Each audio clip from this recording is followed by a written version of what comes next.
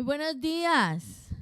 Bienvenidos, amables oyentes, a Radio Renacer España, y un fuerte saludo a los que reciben esta meditación a través de nuestro canal de YouTube. Se estarán preguntando por qué comenzamos el tiempo de hoy con canciones navideñas, que ya la celebración está aquí a la vuelta de la esquina y la gente comienza a volverse loca con las decoraciones y con las cenas y con los planes de regalos y los gastos, y para muchos tiempo de vacaciones. En fin, hoy vamos a estudiar un poquito acerca de este tema. Les mando un fuerte saludo. Estamos celebrando la semana de la fiesta solemne de Sukkot, la fiesta solemne de los tabernáculos. Hemos aprendido que es una fiesta de regocijo, es una fiesta de sumo gozo, es una fiesta para traer ofrendas voluntarias delante del Señor. Como dice en la Biblia, de lo recibido de tu mano te damos. Es una fiesta que tiene una simbología que deja mucha enseñanza a nuestras vidas, como lo aprendimos en la reflexión, en el estudio del día de ayer, cuando analizábamos detenidamente las plantas, los árboles que el Señor dice tomar el primer día de la fiesta, todo lo que significa y representa para nosotros el etrog, la palmera datilera, que se dice lulav en hebreo, el mirto o arrayán, o que en hebreo se dice hadás, y también aprendimos sobre el sauce. Le recuerdo que aquí en la cajita de los comentarios le dejo el link de cada uno de estos videos, por si no los ha visto, por si usted quiere profundizar, pues puede tener acceso a ellos. Le recuerdo a los que están en el canal de YouTube que por favor le den me gusta al video y que lo compartan con otras personas. Recuerden que uno de nuestros objetivos es que toda esta palabra, todo este conocimiento que el Señor nos da, lo podamos compartir con otras personas. Y pues a muchos nos queda muy difícil ir de pueblo en pueblo, de ciudad en ciudad, y hay una forma que el Señor nos permite en este tiempo, y son las redes sociales. Entonces, a poner ese link en su Facebook, en sus estados de WhatsApp, en los grupos en los que nosotros participamos, y vamos a trabajar juntos para que la verdad de Cristo sea llevada hasta lo último de la tierra. Vamos a estudiar hoy un aspecto muy importante dentro de la conmemoración, la celebración de la fiesta solemne de los tabernáculos, de la fiesta de las cabañas. Y es que nuestro amado Señor Jesús, nuestro Salvador Yeshua, no nació en diciembre. Yo creo que todas las personas que escuchamos estos audios tenemos algo en común, nuestro idioma y nuestra idiosincrasia, y es que la mayoría pues somos cristianos, que venimos del catolicismo, un gran número latinoamericanos, otros que son españoles, también compartimos la misma lengua, y bueno, hay algunos que también son occidentales, de otras nacionalidades, pero que por diferentes razones pues ahora pueden compartir este tipo de contenido con nosotros. Y durante siglos a nosotros se nos enseñó que el Salvador nació el 25 de diciembre, y entonces siempre hemos celebrado una fiesta que se llama Navidad, la Natividad, que viene del nacimiento, y se ha hecho todo como un despliegue, ¿no? de esa palabra, de esa tradición. Y entonces se ha añadido en la celebración vestir un arbolito con muchas luces y poner unas bolas de colores, y ya no solamente el arbolito, sino que el nacimiento. Entonces en las casas, por ejemplo en mi país, se hacen unos pesebres, unos nacimientos gigantescos, y luego durante 9 días, del 16 de diciembre al 24, pues se reúne la gente a hacer rezos y oraciones delante del pesebre. les hacen peticiones, la novena del pesebre. Y luego apareció un personaje que es Santa Claus o el Papá Noel. Diferentes nombres recibe este señor gordo que viene supuestamente del Polo Norte en un trineo, trayéndole regalos a los niños, ¿no? Y entonces las casas son llenas de todas las diferentes formas del viejito y lo vemos en los centros comerciales y nos volvemos locos comprando regalos y preparando la cena de Nochebuena, la cena de Navidad, y la gente baila y come y se emborracha, y el domingo, el 25 están los muchachitos destapando los regalos, y por lo menos aquí en España se ve esta locura del 24 al 25 porque aquí somos muchos latinos, pero ellos como pueblo español celebran la Nochebuena, ¿vale?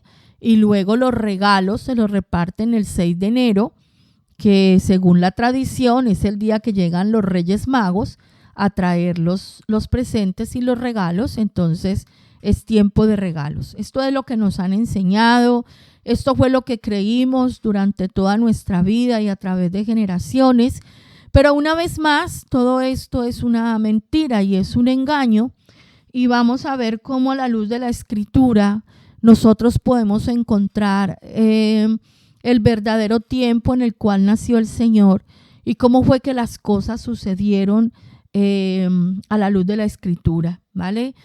Usted se preguntará, pero ¿cómo así si esto fue lo que nos enseñó la iglesia?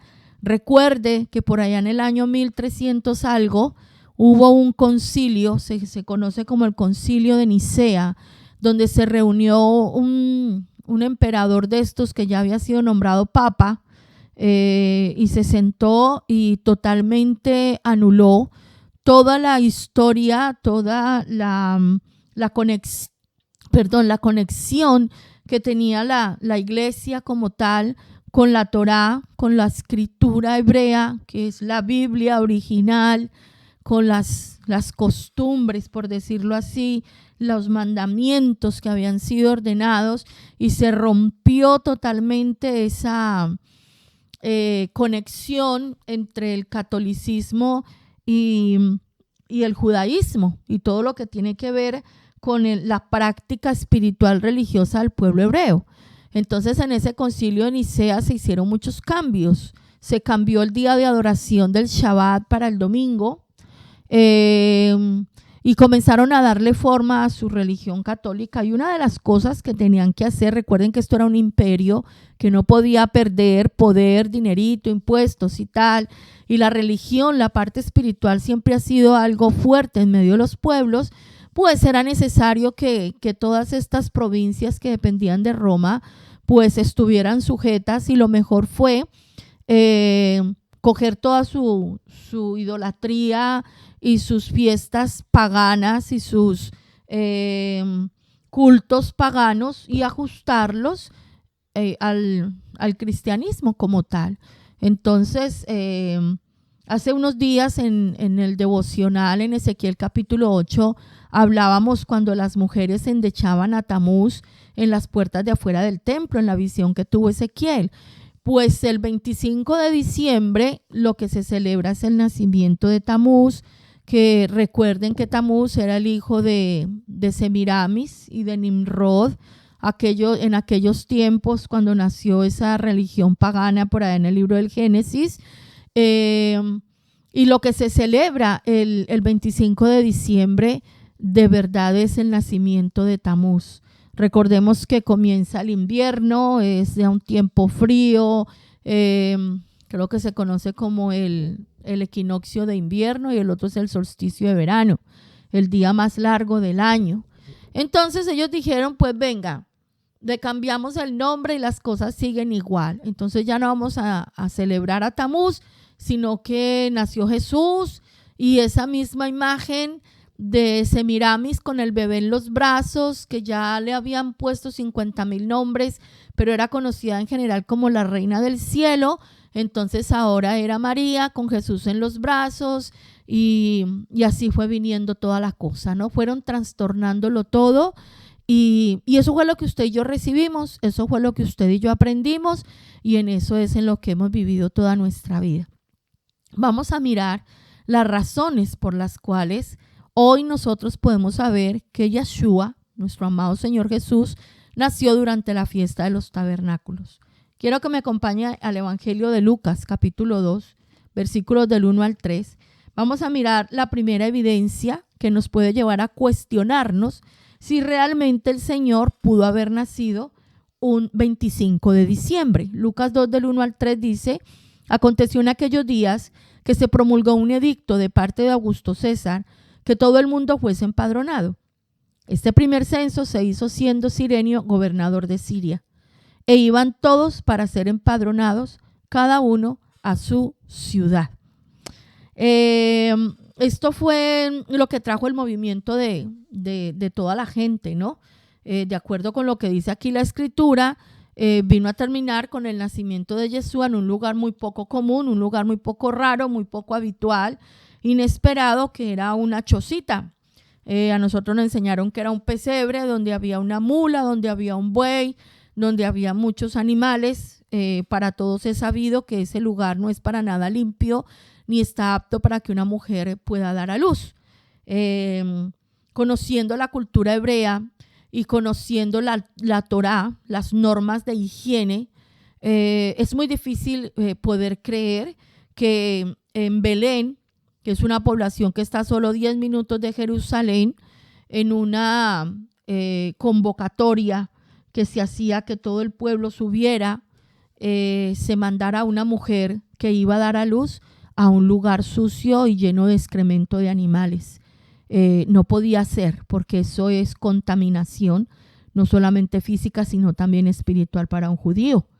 Entonces, esa es otra razón por la que nosotros nos negamos a creer que el Señor Jesús haya nacido en un lugar tan sucio, lleno de excremento y lleno de animales, porque de acuerdo a la ley de Moisés, eso estaba prohibido. Si nosotros buscamos, vamos a pensar en aquellos tiempos, los medios de transporte no eran nada parecido a lo que son ahora. No existían las carreteras, las autopistas y las avenidas que nosotros conocemos ahora. Eran caminos. Eso era lo que había, caminos. No había otra cosa. Trasladarse no era fácil. Usaban bestias, burros, camellos, y muchos de ellos hacían la travesía a pie, porque aún tener esos animales pues implicaba tener dinero para comprarlos y para sostenerlos, y muchos no los tenían. Entonces se tenía que buscar un tiempo en el que definitivamente el medio ambiente, o sea, el estado del tiempo fuera propicio para que la gente se pudiera mover de los diferentes puntos del país hacia Jerusalén. O sea que esto en verano, imposible. Las temperaturas en Israel en julio y agosto pueden subir de 45 a 50 grados.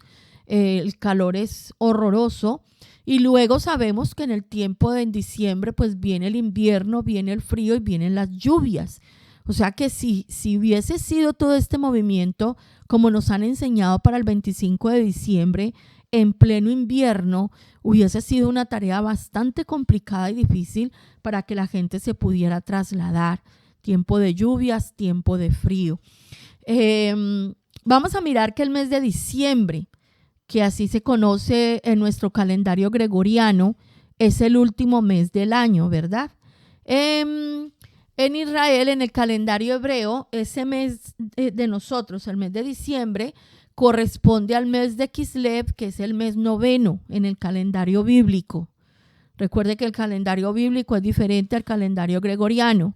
Entonces, diciembre en el calendario bíblico es el mes noveno, y hay una evidencia de que ese mes es un mes de lluvia, es un mes más bien fresquito, por lo que es muy poco probable que se realizara ese empadronamiento y ese gran movimiento de masas de personas en esa época. Y vamos a mirar lo que dice el libro de Esdras en el capítulo 10, versículo 9. Dice: así todos los hombres de Judá y de Benjamín se reunieron en Jerusalén dentro de los 3 días, a los 20 días del mes, que era el mes noveno. Y se sentó todo el pueblo en la plaza de la casa de Dios, temblando con motivo de aquel asunto y a causa de la lluvia.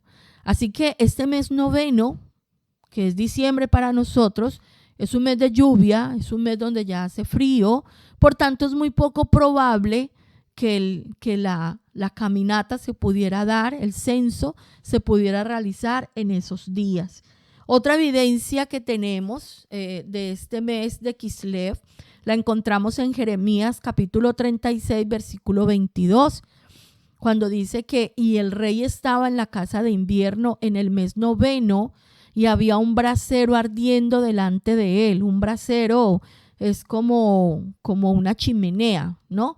¿Y por qué necesitaba una chimenea? Aquí dice, estaba en su casa de invierno, una casa más adecuada para protegerse del frío, y tenía una chimenea, un fogoncito para calentarlo. Eso nos deja ver que estaba haciendo bastante frío, ¿no? Y que para esta época, pues una vez más, muy difícil que se diera un movimiento en masa de ciudad en ciudad. Otro detalle que nos ayuda a nosotros a ubicar y entender acerca de la época en que nació nuestro amado Señor es la situación entre los pastores y las ovejas. Dice la Biblia en Lucas 2:8 que había pastores en la misma región que velaban y guardaban las vigilias de la noche sobre su rebaño. Y esto es parte del trabajo que hacían los pastores. Se quedaban velando y guardando a las ovejas ahí mismo en el campo. Por eso entonces los pastores no mantenían a las ovejas en el campo en las noches de invierno, porque tenían que cuidarlas por el frío y por la lluvia. Las ovejitas son animales muy delicados, y mucho más tenerlas expuestas a esos cambios de temperatura y a temperaturas extremas. En verano les quitan toda la lana para que no estén tan calurosas. Por los veranos que hacen, todas están calvitas, lo más de lindas, y en el invierno pues las tienen que proteger, las tienen que resguardar de la lluvia, del frío, de los vientos y aún de la nieve, porque Jerusalén, recordemos, esta parte es alta, está en un monte, y en Jerusalén cae nieve. Entonces las ovejas tenían que estar guardadas, y la Biblia dice que en el tiempo del nacimiento del Señor habían pastores que velaban y guardaban las vigilias de la noche sobre el rebaño.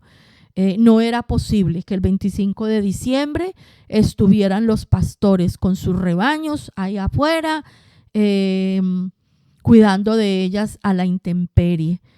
Otra razón por la cual es imposible que este dato nos demuestre que el Señor Jesús nació un 25 de diciembre. Y aquí hay un dato, el que vamos a mirar ahora, que es totalmente escritural, porque algunos dirían, bueno, habrían unos pastores más osados, es cualquier cosa se puede decir, hay gente para todo. Pero con esta prueba que vamos a ver ahora, que es totalmente escritural, pues se nos va a abrir mucho más el entendimiento. Y es que una clave fuerte aquí es el nacimiento de Juan el Bautista, como se le conoce en algunos términos, Johanán el Inmersor, Juan el Bautista. ¿Qué pasó con Juan el Bautista? Vamos a ver. ¿Por qué el nacimiento de Juan Bautista es clave? No es casualidad que eso también esté escrito en la Biblia y con tantos detalles. Ahí mismo en el Evangelio de Lucas, capítulo 1, versículo 34 al 37, mire lo que dice la palabra del Señor. Entonces María dijo al ángel, ¿cómo será esto? Pues no conozco varón. Respondió el ángel, le dijo, el Espíritu Santo vendrá sobre ti y el poder del Altísimo te cubrirá con su sombra. Por lo cual también el santo ser que nacerá será llamado Hijo de Dios. Y aquí tu parienta Elizabeth, ella también ha concebido hijo en su vejez, y este es el 6º mes para ella, la que llamaban estéril, porque nada hay imposible para Dios. Elizabeth, madre de Juan Bautista, y María, madre de Jesús, eran primas, eran familiares. Y cuando el ángel le anuncia a María que va a quedar embarazada, le dice que su parienta Elizabeth, que era una anciana, que ya era imposible por la biología embarazarse, estaba en su 6º mes de embarazo. Entonces sabemos que Juan Bautista le lleva 6 meses de ventaja al Señor, nació 6 meses antes que el Señor Jesús. Si sabemos cuándo nació Juan, entonces 6 meses después vamos a tener la fecha prácticamente exacta de cuándo nació el Señor. Eso aquí se trata es de hacer cuentas.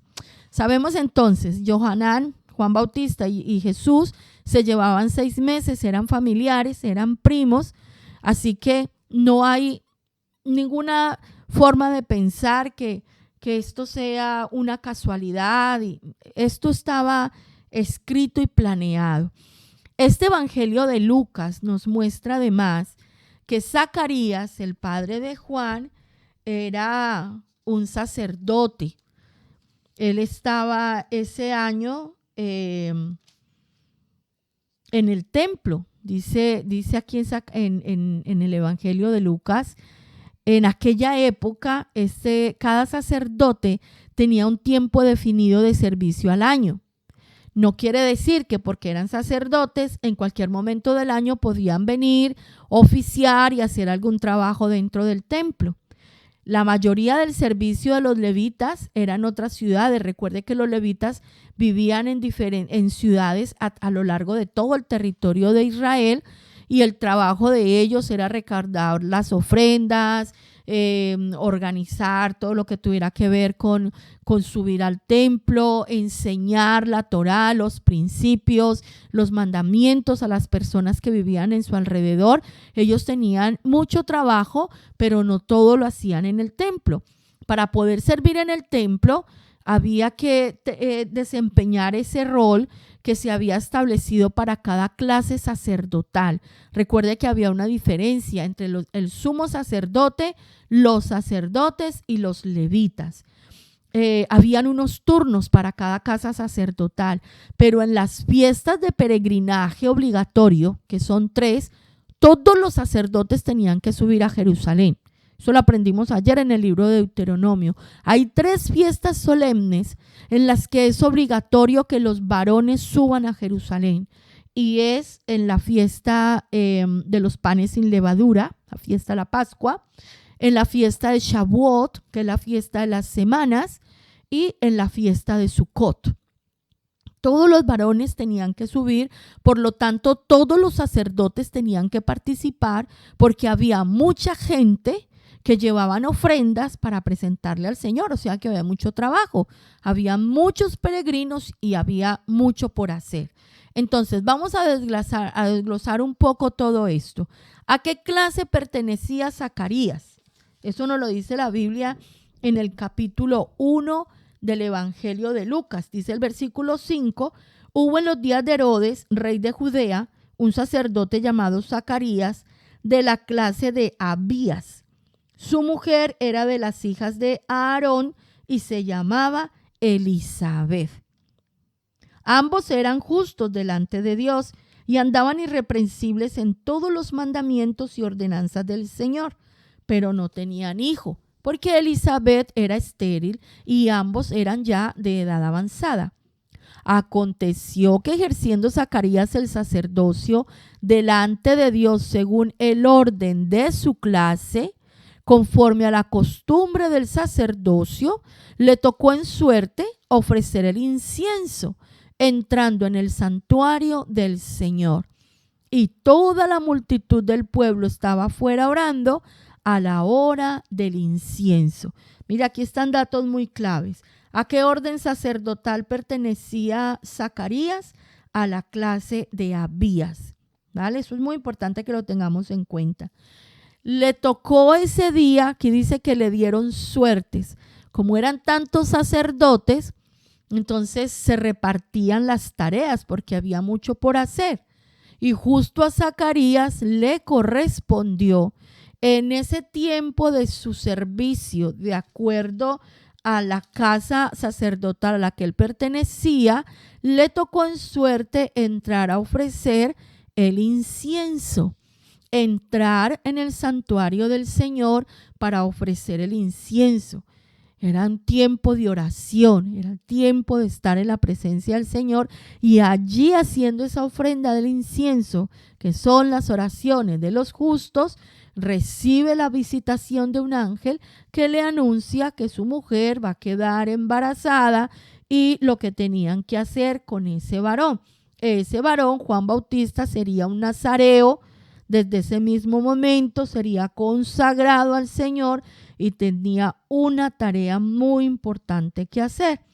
Y resulta, si usted sigue leyendo la historia, Zacarías dudó, se lo pensó, le pareció demasiado y el ángel le dijo: te vas a quedar mudo hasta que nazca el hijo. Entonces no pudo contar nada porque no podía hablar. Entonces vamos a mirar en cuanto a esto. En Primera de Crónicas, el primer libro de Crónicas, en el capítulo 24, se nos muestra cómo fue que se organizó los turnos de servicio de las casas sacerdotales en el templo. Y este fue uno de los trabajos que hizo el rey David, preparando todo, ¿cierto?, para el servicio en la casa de Dios. Primer libro de Crónicas, capítulo 24, dice: también los hijos de Aarón fueron distribuidos en grupos. Los hijos de Aarón, Nadab, Abiú, Eleazar e Itamar. Mas como Nadab y Abiú murieron antes que su padre y no tuvieron hijos, Eleazar e Itamar ejercieron el sacerdocio. Y David, con Sadoc de los hijos de Eleazar y Ahimelech de los hijos de Itamar, los repartió por sus turnos en el ministerio. De los hijos de Eleazar había más varones principales que de los hijos de Itamar, y los repartieron así: de los hijos de Eleazar, 16 cabezas de casas paternas, y de los hijos de Itamar, por sus casas paternas, 8. 16 más 8, ¿cuánto da? 24. Se organizaron 24 turnos. Lo repartieron pues por suerte los unos con los otros, porque de los hijos de Eleazar y de los hijos de Itamar hubo príncipes del santuario y príncipes de la casa de Dios. Y el escriba Semaías, hijo de Natanael, de los levitas, escribió sus nombres en presencia del rey y de los príncipes y delante de Sadoc el sacerdote, de Ahimelech, hijo de Abiatar, y de los jefes de las casas paternas de los sacerdotes y levitas, designando por suerte una casa paterna para Eleazar y otra para Itamar.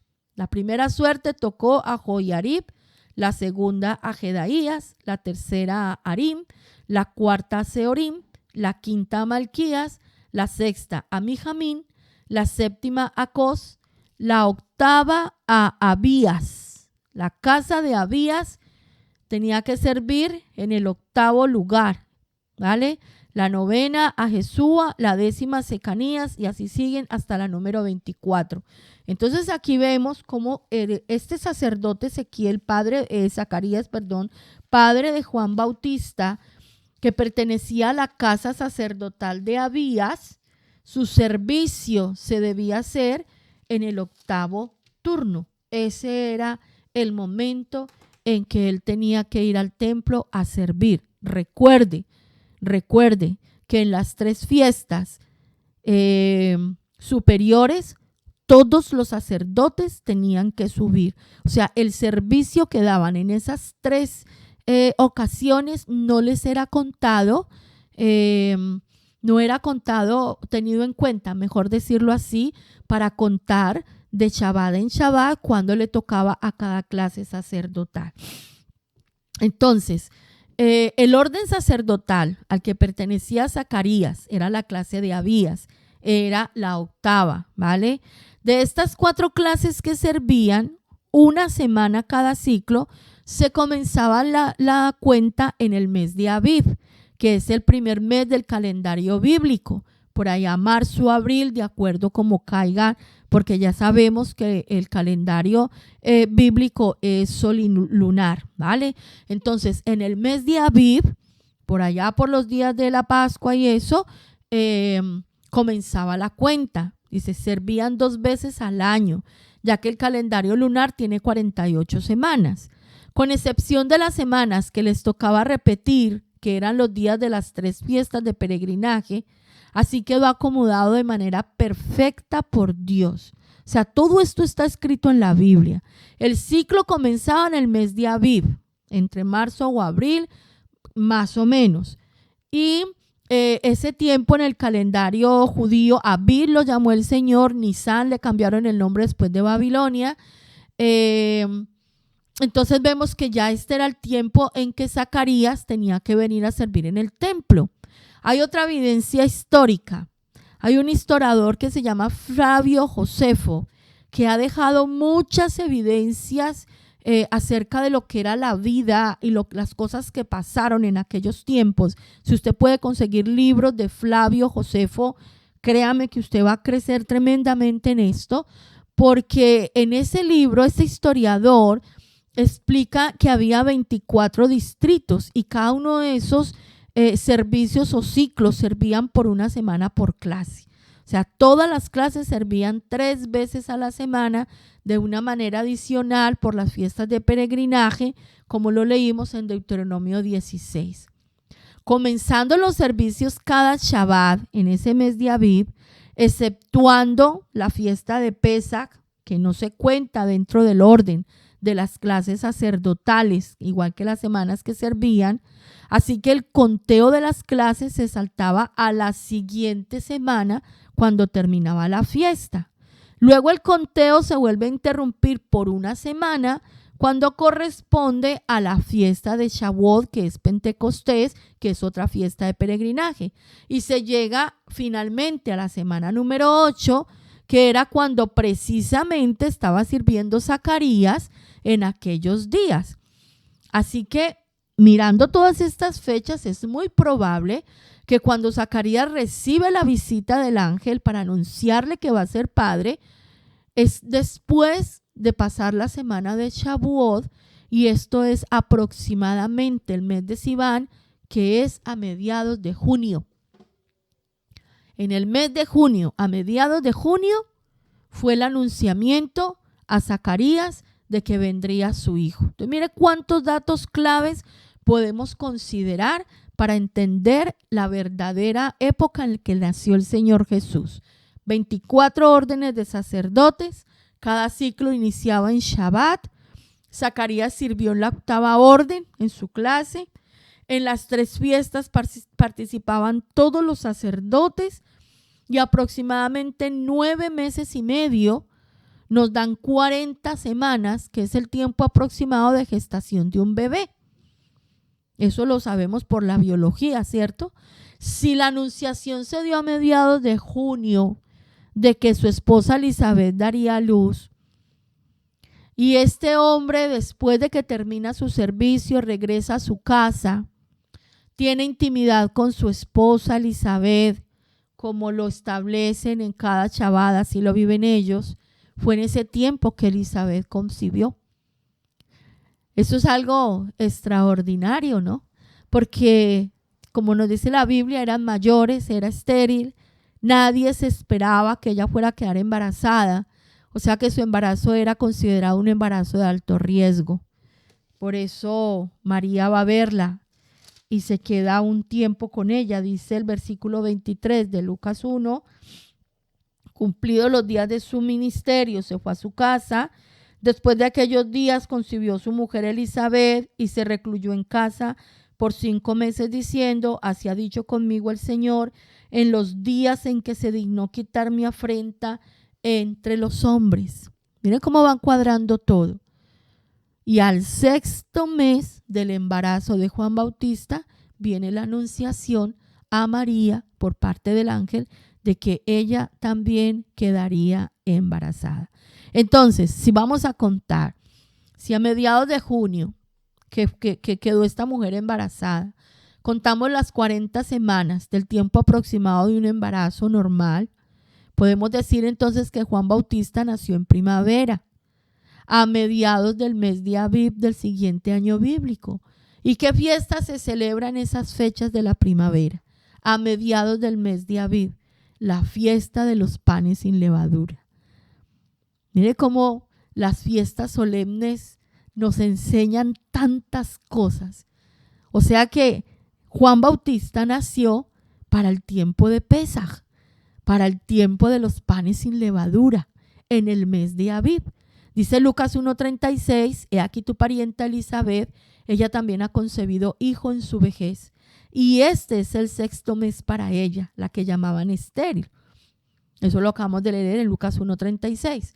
Entonces, vamos a sumar 6 meses en la época donde nació Juan Bautista, llegamos a la fecha aproximada cuando nació el Señor Jesús. Es así de simple. Si le sumamos 6 meses a la Pascua, ¿a qué fecha llegamos?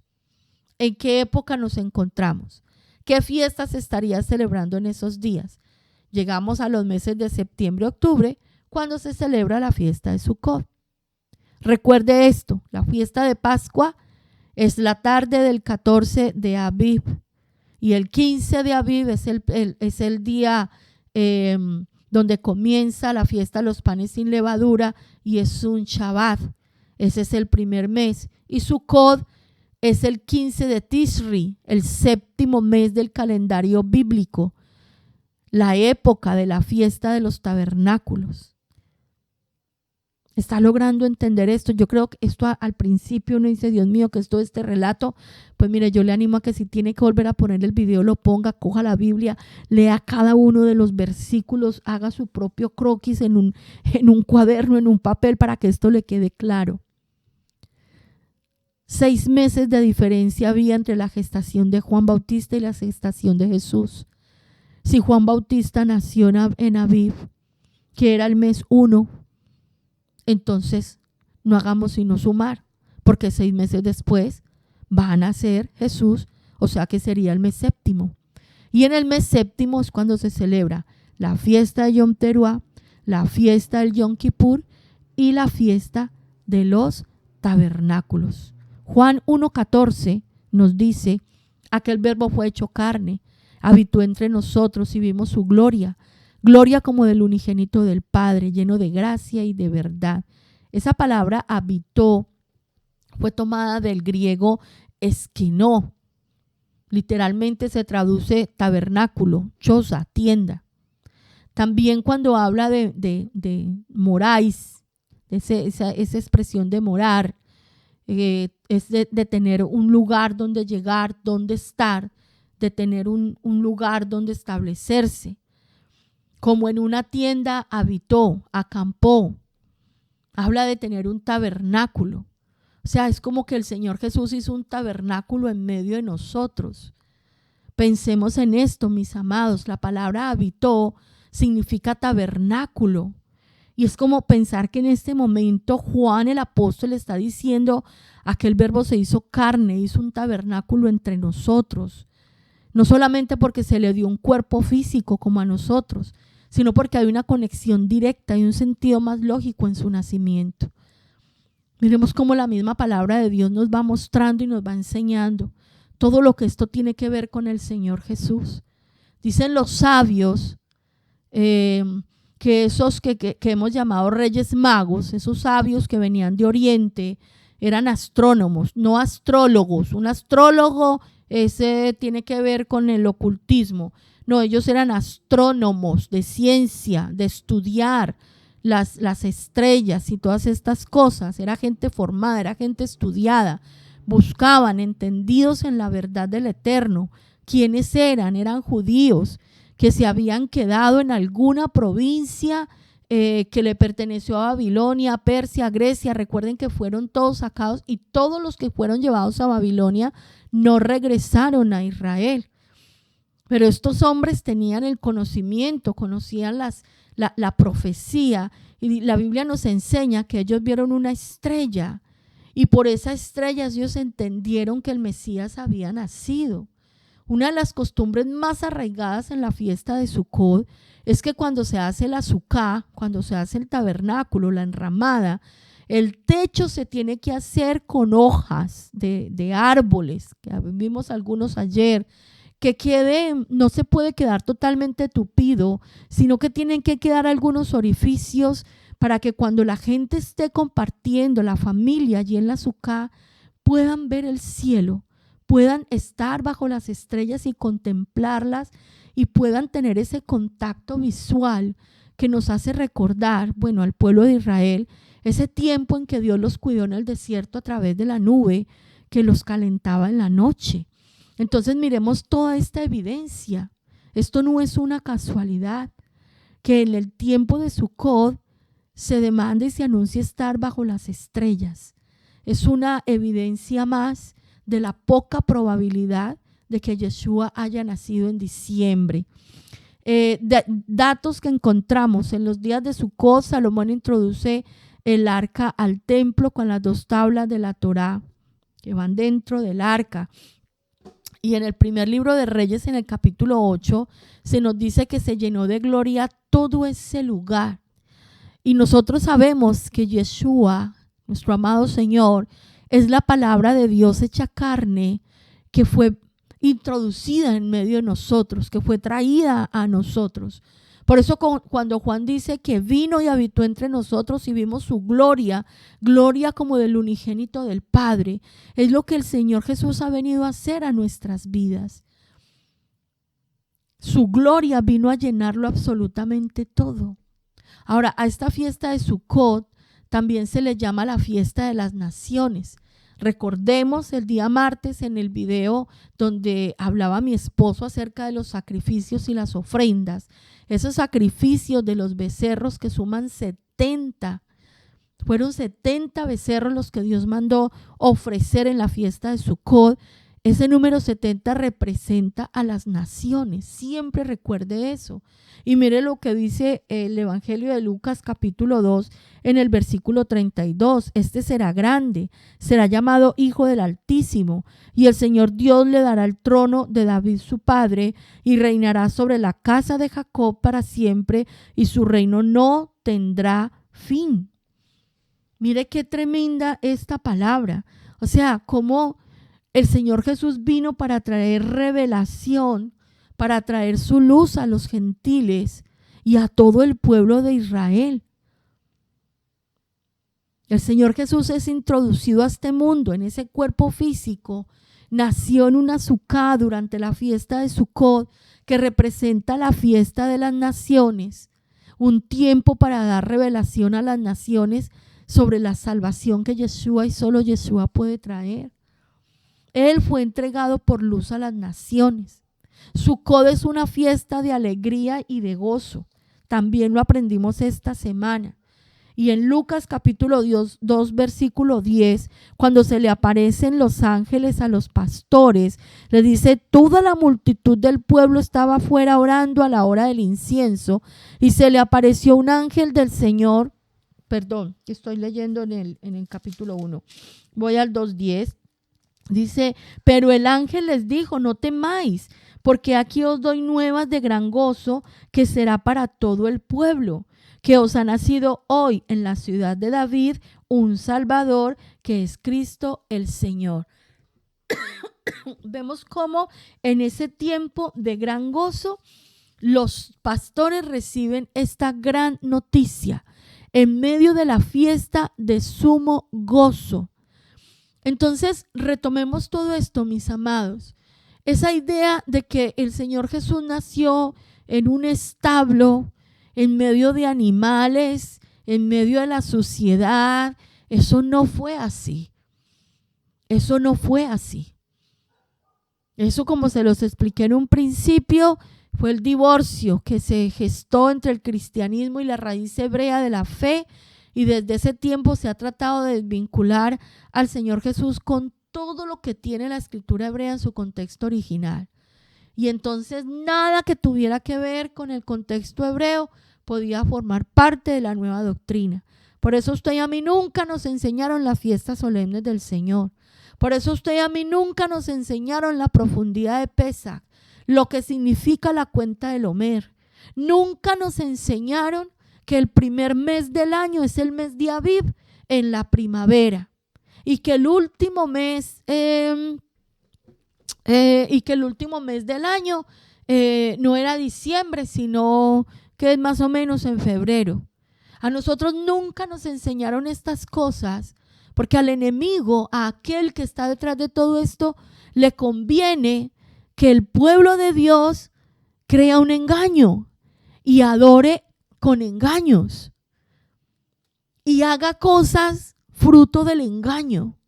Ahora yo le pregunto, después de toda esta evidencia y después de todo lo que nosotros hemos aprendido, que el Señor nos ha enseñado que nosotros no debemos participar de fiestas paganas, de cultos que se hagan a otras deidades, porque eso es idolatría, y el Señor condena la idolatría tremendamente hasta la muerte. ¿Podríamos nosotros, después de recibir este conocimiento, seguir celebrando la fiesta de la Navidad y seguir haciendo las mismas cosas que aprendimos por tradiciones? Cuando el Señor Jesús le dijo a los fariseos: por vuestras tradiciones habéis invalidado la ley. Se apoyan más en las tradiciones que en lo que está escrito en mi palabra. Es tremendo. Yo sé que esto a todos nos suena súper rarísimo. Cuando esta palabra llegó por primera vez a mi vida, esto me entró al revés. Porque yo crecí en una iglesia evangélica desde mi más temprana infancia. Y los misioneros que llevaban esa obra tuvieron la osadía, y no digo que lo hayan hecho de mal, sino el mismo engaño que se vivía, que nos justificaban el arbolito, las luces, las bolas y todos esos colgandejos con versículos bíblicos. Crecimos en medio de eso. Pero hay un momento donde el Señor nos abre los ojos. Es como cuando usted pensaba toda la vida que llevarse las cosas de su trabajo estaba bien, porque como su jefe tiene mucho dinero, entonces usted puede coger cosas de la casa donde trabaja o de la oficina y todo. Ay, me las llevo porque aquí hay mucho. Y un día usted entendió que eso es robar. Está cogiendo lo ajeno. El hecho de que su jefe no lo necesite no lo exime a usted de que coger lo que es suyo es robar. Y eso a todos nos sonó muy raro y nos sentimos avergonzados. Yo he robado toda mi vida y yo pensaba que eso estaba bien y tengo que venir a pedirle perdón. Yo pensaba que tal cosa que yo estaba acostumbrado a hacer era bien, pero ahora que yo conozco al Señor y estoy estudiando la Biblia, por el Espíritu Santo entiendo que esto no era así y pido perdón y me avergüenzo. Yo pensaba que estaba bien, pero ahora con mis ojos abiertos veo que no. Ahora la pregunta es, el Señor nos está abriendo los ojos, mis amados, que esa fiesta que hemos celebrado durante generaciones el 25 de diciembre está cargada de paganismo por donde usted lo mire. Y esa fiesta del 31 de diciembre al 1 de enero ni se diga. Y la fiesta de San Juan pasando por encima del fuego en las playas y la manera en que se celebran los diferentes sitios. Y pensábamos que eso estaba bien, pero aquí el Señor nos está dejando ver que no era así. El Señor Jesús no nació el 25 de diciembre. El 25 de diciembre se conmemora el nacimiento de Tamuz, una deidad de las tinieblas, un culto de las tinieblas. El Señor Jesús nació en medio de una fiesta solemne, digno de Él, porque las fiestas solemnes, cada una de ellas, tienen en su centro a Yeshua. La palabra de Dios desde Génesis hasta Apocalipsis tiene un personaje central, el protagonista es Yeshua, nuestro amado Salvador y Señor. Él es el personaje principal. ¿Cuál es el argumento? ¿Cuál es el desarrollo de toda esta escritura? Nuestra redención. Desde Génesis hasta Apocalipsis. Todo encaja, mis amados. Señor Jesús nació en Sucot, nació en una fiesta solemne, murió el día que se sacrificaban los corderos de Pesaj. El Señor Jesús murió el día de Pesaj. Murió en la fiesta de los panes sin levadura. Estuvo sin contaminación. Nunca pecó. El Señor Jesús resucitó el día de las fiestas de las primicias. Exactamente el día que se iban a presentar las primicias de la cebada, resucitó el Señor.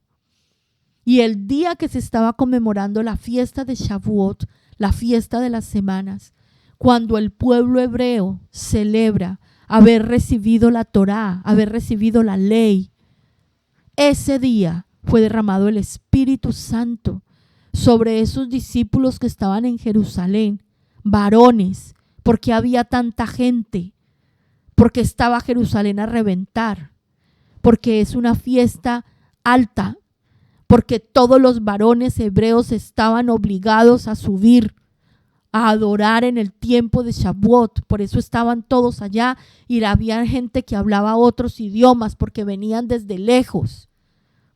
Y vino el derramamiento del Espíritu Santo sobre esos hombres que habían aceptado, que habían reconocido que Yeshua, su maestro, era el Mesías. Esas fiestas de primavera nos muestran a Jesús en todo. Y sabemos que estamos esperando su segunda venida conforme a la fiesta de las trompetas. Y sabemos por la Escritura que habrá un juicio. Se abrirán los libros conforme a la fiesta de Yom Kippur.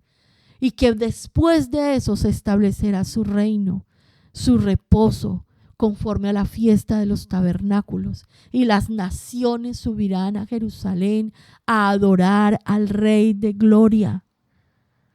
Amados, nos quedan dudas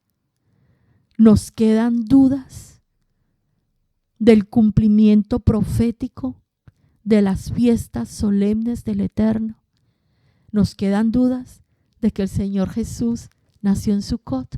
O sea que esta semana que termina el sábado al caer la tarde, cualquiera de estos días pudo haber sido el día en que nació el Señor Jesús. Vamos a dar gracias al Señor, porque la Biblia dice, y lo dijo el Señor Jesús en Juan capítulo 8, conoceréis la verdad y la verdad os hará libres. Y cuando nosotros conocemos la verdad de las Escrituras, somos sacados a libertad. El Señor mismo, por el Espíritu Santo que nos capacita para entender estas cosas, rompe y destruye las mentiras que aprendimos a través de los tiempos, las mentiras que el padre de mentiras sembró para que el pueblo de Dios no conociera la profundidad, la verdad, la esencia y caminara en la superficie.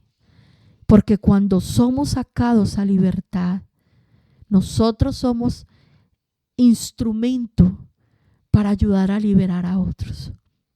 Padre, te damos gracias por abrir nuestros ojos en este tiempo. Te damos gracias por sacar nuestras vidas del engaño, de la mentira, de las tinieblas y mostrarnos, Señor, con la evidencia escritural que nuestro amado Redentor no nació un 25 de diciembre, en un día tomado por paganos idólatras para conmemorar el nacimiento de su deidad pagana, idólatra, de oscuridad y de tinieblas. Gracias te damos, Padre eterno, porque tú nos has enseñado a través de este estudio de las fiestas solemnes que cada fiesta nos muestra un aspecto de la vida de nuestro amado Redentor y Salvador. Y no puede ser que en algo tan importante como fue que el Verbo se hizo carne para venir a habitar entre nosotros, hubiese sucedido un día de fiesta pagana. Cuando tus fiestas solemnes, Señor, nos muestran la vida, la obra, la muerte, la resurrección y el advenimiento de nuestro amado Señor cuando regrese en gloria. Te pedimos perdón, Padre, por todo lo que hemos hecho que aprendimos mal. Perdónanos por haber celebrado durante tantos años en nuestra vida una fiesta que no es tuya, que tú no la mandaste celebrar, que no forma parte del plan de redención para nuestras vidas. Perdónanos, Señor. Fue más fuerte en nosotros las tradiciones de los pueblos, las tradiciones familiares, que la verdad de la Escritura. No la conocíamos, Señor. Pero hoy nuestros ojos son abiertos y cada uno de nosotros, Padre, debe tomar la decisión de abandonar esos ídolos o de seguir conviviendo con ellos. Padre, yo oro por mis hermanos, por mis consiervos, por los amigos de IRE que escuchan este mensaje, Señor. Yo te pido que los ayudes como lo has hecho conmigo en mi casa, porque romper con esa tradición levanta muchas veces hasta la ira de la familia, el juicio y la crítica de los amigos y de gente que no conoce la verdad. Y viene rechazo y situaciones difíciles. Pero Señor, en la Biblia tú nos enseñas, el que permanece hasta el final, ese será salvo. Y nuestro anhelo y deseo es permanecer en ti, en tu palabra y en la verdad que nos llama a libertad. Gracias una vez más, Señor, por esta semana de gozo, de júbilo, de conocimiento, de crecer, de llevarnos un paso más adelante. Gracias por esta semana que celebramos tu bendición, celebramos tu provisión y nos despierta el espíritu a desear y anhelar la eternidad contigo, mi amado Señor. Gracias por estar con nosotros y gracias por darnos el regalo de la salvación y de la libertad que nos trae tu verdad. Oramos en tu nombre, poderoso Yeshua, Rey y Señor de nuestros corazones, por el poder y la sabiduría que nos das tú, amado Espíritu Santo, que nos ayudas a entender todas las cosas. Gracias, Señor. Amén y amén.